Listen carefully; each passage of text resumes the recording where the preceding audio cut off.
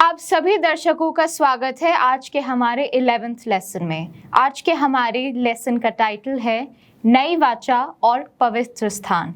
तो आइए दर्शकों, हम अपनी चर्चा में चलते हैं और जानते हैं इन दोनों विषयों के बारे में।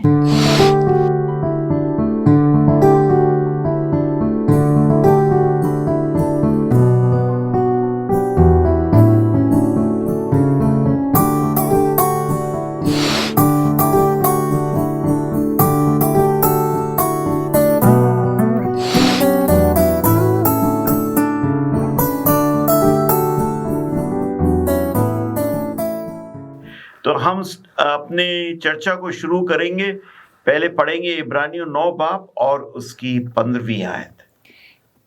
इसी कारण वह नई वाचा का मध्यस्थ है, ताकि उसकी मृत्यु के द्वारा जो पहली वाचा के समय के अधूरे से छुटकारा पाने के लिए हुई है, बुलाए हुए लोग प्रतिज्ञा के अनुसार अनंत मिरास के प्राप्त करें।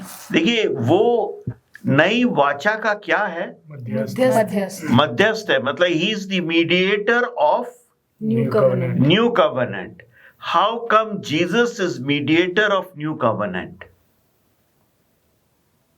उसकी मृत्यु के द्वारा, उसकी अगर हम आज्ञा का उल्लंघन करते हैं, क्योंकि हम आज्ञाओं को पूरी तरीके से पालन नहीं कर सकते, तो जब यीशु मसीह की मृत्यु, क्योंकि उसने सारे कमांडमेंट को फॉलो किया और जब वो हमारे लिए बलिदान हुआ तो एक हमारे लिए मीडिएटर बन गया कि ताकि हम उसकी मृत्यु में विश्वास करके हम अनंत जीवन पा सकते और हैं। हम ऐसे भी देख सकते हैं कि यहाँ पे मध्यस्थ बात कर रहा है कि उसके द्वारा, तो पहले जो आज्ञाएं मानी जाती थी वो डर से, जैसे हमने डिस्कस करा था, उन वजह से मानी जाती थी। यीशु मसीह की डेथ के बाद, उनके क्रूसिफिकेशन के बाद हम आज्ञा मानते हैं क्योंकि हम उससे प्यार करते हैं, वो आउट ऑफ लव है, इसलिए वो मीडिएटर है।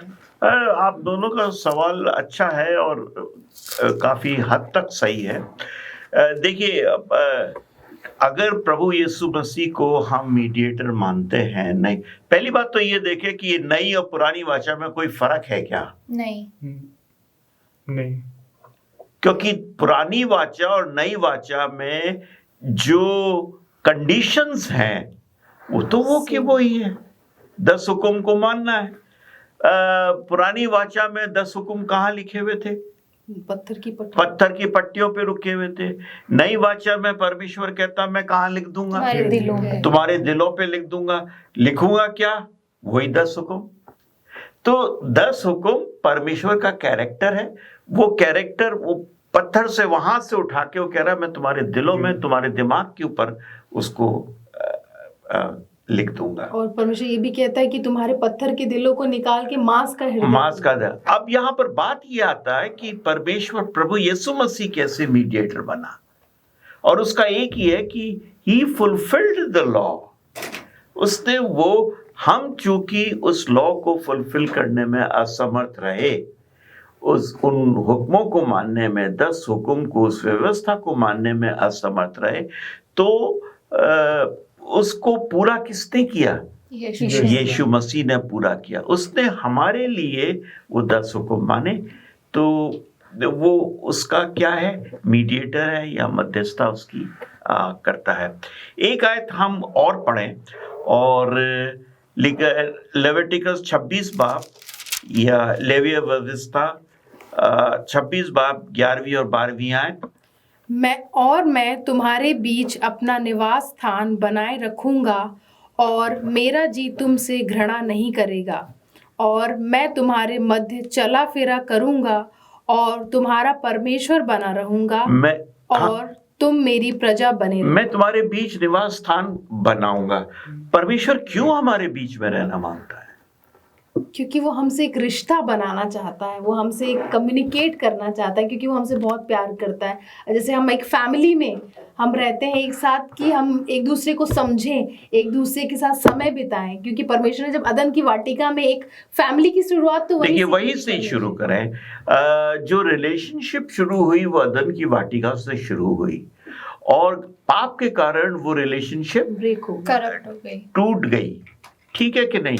और जैसे ही वो रिलेशनशिप टूटी, पाप बढ़ता गया, बढ़ता गया, बढ़ता गया।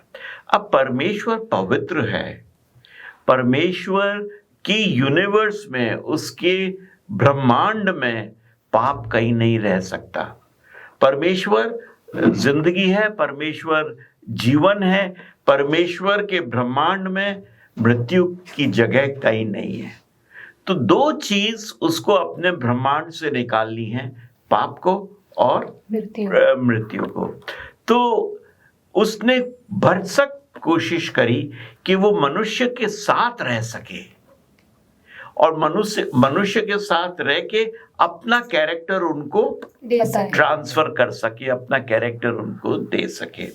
इसलिए परमेश्वर बार बार ये कहता है, तो मेरे लिए उसने मूसा को बोला, तुम मेरे लिए एक तंबू बनाओ, एक पवित्र स्थान बनाओ और मैं तुम्हारे बीच में रहूंगा। ठीक है, पढ़ के देखिए 25 बाब की 8वीं आयत। वे मेरे लिए एक पवित्र स्थान बनाए कि मैं उनके बीच निवास करूं। वे मेरे लिए एक पवित्र स्थान बनाए कि मैं उनके बीच में निवास स्थान करूं। परमेश्वर का एक ही बेसिक मोटिव रहा शुरू से, एक ही, कि मैं इनके साथ रहूं। वो पर्सनल प्रेजेंस, जब पाप नहीं था, आदम हवा से सुबह शाम मिलने आता था, उनसे बातचीत करता था, इंटरेक्शन था, फेस टू फेस इंटरेक्शन था। सर, अगर हम नए नियम में देखें तो परमेश्वर यीशु मसीह ने कहा कि तुम्हारा शरीर पवित्र आत्मा का मंदिर है जिसमें मैं निवास करता हूँ। तो पुराने नियम में परमेश्वर हमारे शरीर में निवास करता है। आज हम समझते हैं कि हमारा मंदिर हमारा शरीर है।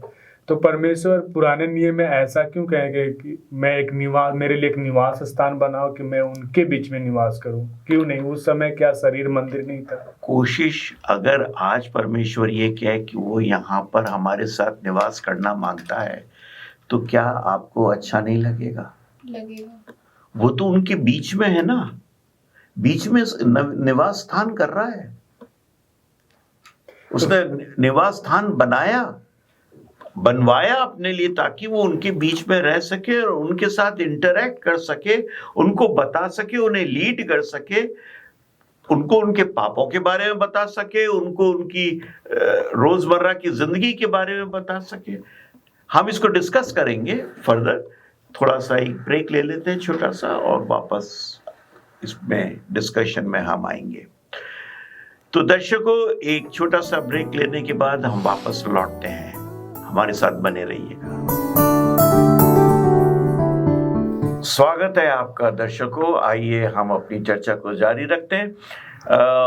तो सवाल मोंटू का ये था कि परमेश्वर ने नई वाचा को तो हमारे दिलों के ऊपर रखने को कहा, और पुरानी वाचा में उसने 2 तख्ती पर हुक्मों को लिख के दिया। अब कहता है कि तुम्हारा दिल मेरा मंदिर है। ठीक है कि नहीं? तो उस समय उसने लोगों के दिलों को क्यों नहीं मंदिर बना लिया? ये आपका सवाल था। क्या कहते हैं आप इसके ऊपर? वो प्रिपेयर कर रहा था लोगों को एक मसाया के लिए, एक मसाया की। हाँ, मतलब उस समय लोगों के दिल इतने कठोर थे, पत्थर के हो गए थे। तभी परमेश्वर कहता है तुम्हारे पत्थर के दिल को लेके मैं तुम्हें काहे का दिल दे दूंगा? मांस का दिल दे दूंगा। तो वो एकदम से अगर परमेश्वर वो तमाम चीजें उनके दिलों में डालना मांगता तो वो एक्सेप्ट करने के योग्य नहीं थे, उस लायक नहीं थे। तो परमेश्वर धीरे धीरे उनको ट्रेन कर रहा था, उनको उस तरफ लेकर आ रहा था जो अल्टीमेट उसकी योजना थी, कि तुम्हारे लिए एक मुक्तिदाता आएगा।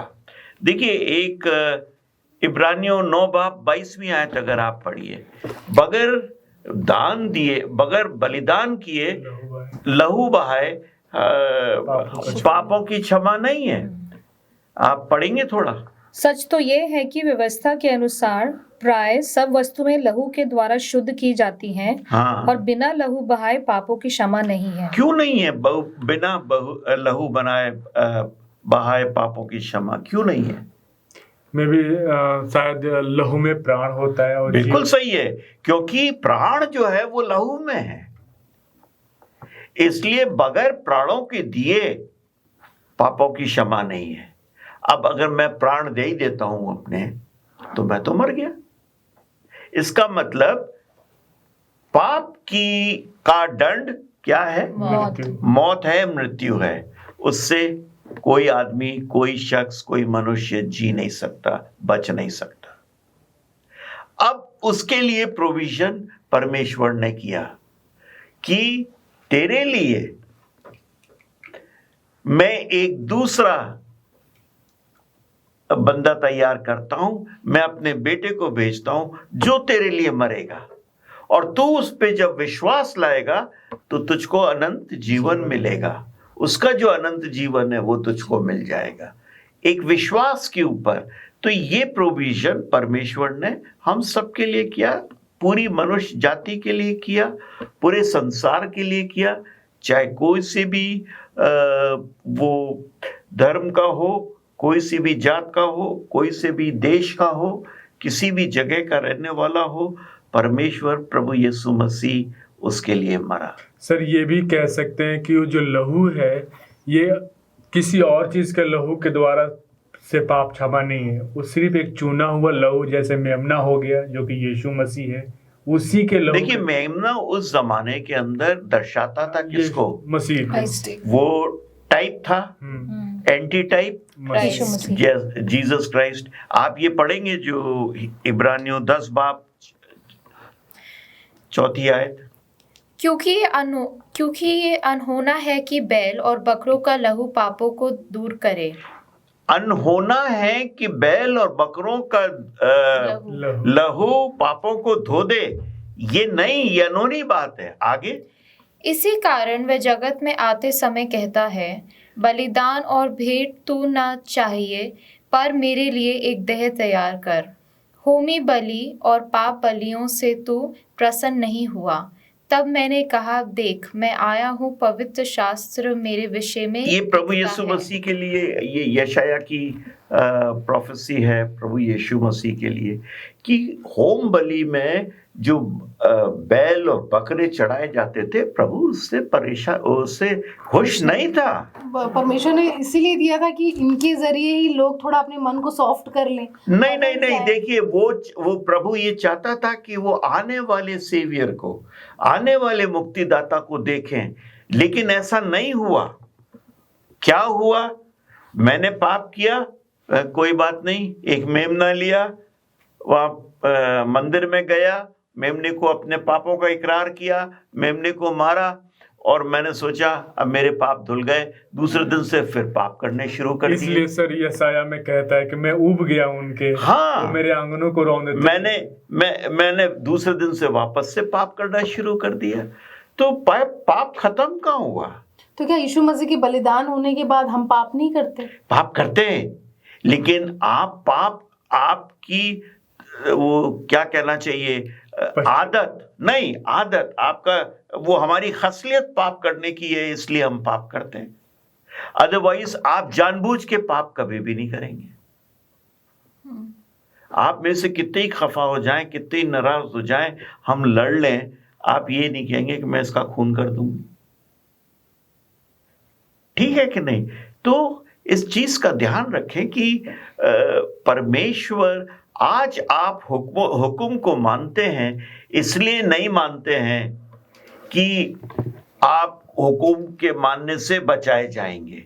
आप इसलिए मानते हैं क्योंकि आप प्रभु यीशु मसीह को प्यार करते हैं, आप उसके कैरेक्टर को, उसकी रास्तबाजी को, उसके चरित्र को ओढ़ना मांगते हैं।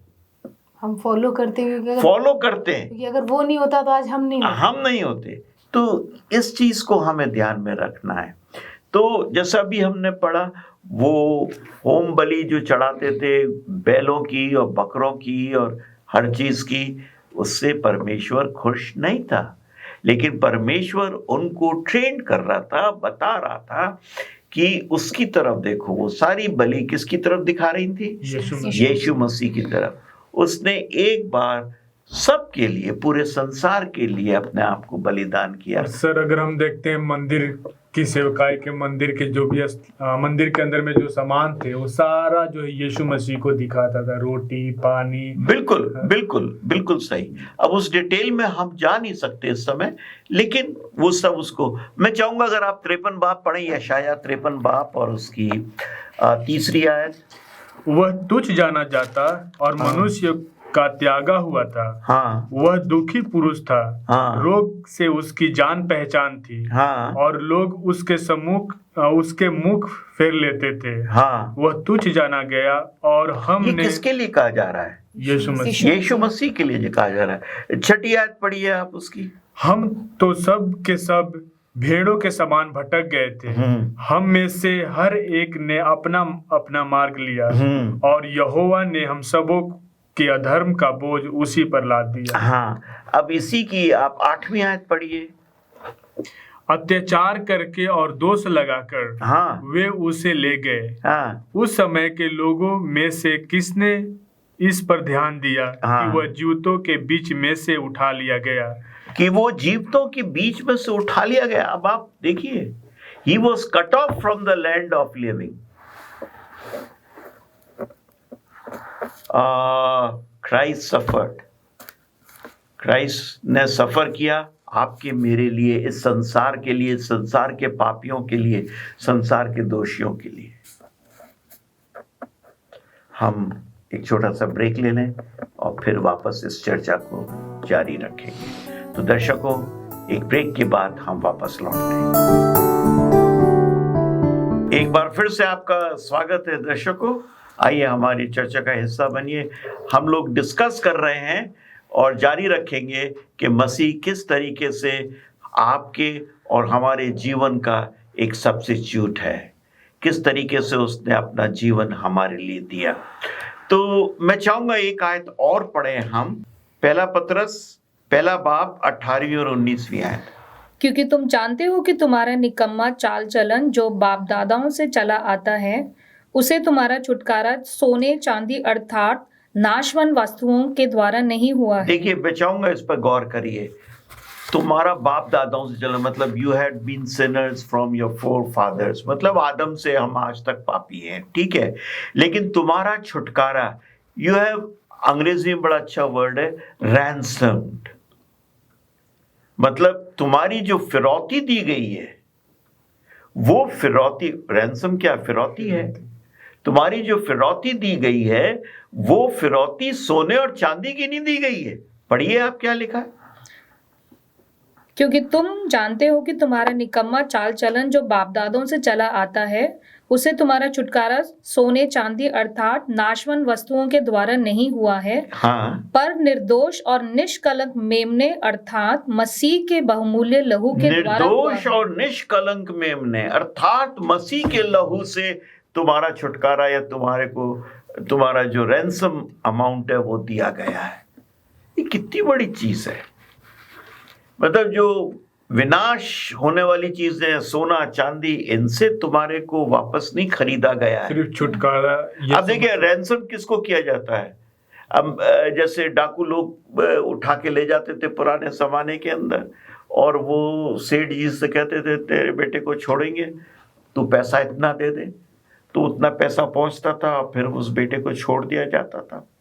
यहाँ पर हमें रैंसम किया गया किससे, हमें छुटकारा किससे दिया गया? बहुमूल्य लहू। नहीं नहीं नहीं पाप नहीं, से। पापों से। पाप से छुटकारा हमें पाप से दिया। सिन हैज कैप्चर्ड अस, उसने एनगल्फ कर लिया, हमें गुलाम बना लिया। हमें गुलाम बना लिया। उस गुलामी से छुटकारा किसने दिलवाया? मसीह ने दिलवाया। उसके लहू ने पाप की गुलामी से हमें छुटकारा दिलाया। ठीक है, आगे की आयत पढ़ेंगे हम। आप पढ़ेंगे गलातियों हाँ। पहला उसका 4 वर्सेस। उसी ने अपने आप को हमारे पापों के लिए दे दिया ताकि हमारे परमेश्वर और पिता की इच्छा के अनुसार हमें इस वर्तमान बुरे संसार से छुड़ाए। किसके पापों के लिए? हमारे पापों के लिए उसने हमें दे दिया। इंग्लिश में कहता है who gave himself for our sins that he might deliver us from this present evil world। इस पापी दुनिया से हमें छुटकारा दिला सके। अपने आप को उसने दे दिया। अभी आपने पढ़ा कि सोने चांदी से हमारे को छुटकारा नहीं मिला, हमारे पापों से अगर हमें छुटकारा मिला है तो मसीह के लहू से, बहुमूल्य लहू से मिला। हम आगे पढ़ेंगे दूसरा इब्रानियों उसकी 13 आयत। पर अब मसीह यीशु में जो तुम पहले दूर थे, मसीह के लहू के द्वारा निकट हो गए हो। अब तुम मसीह यीशु में दूर थे, नहीं पहले तुम दूर थे, अब मसीह यीशु के लहू में तुम उसके पास आ गए हो।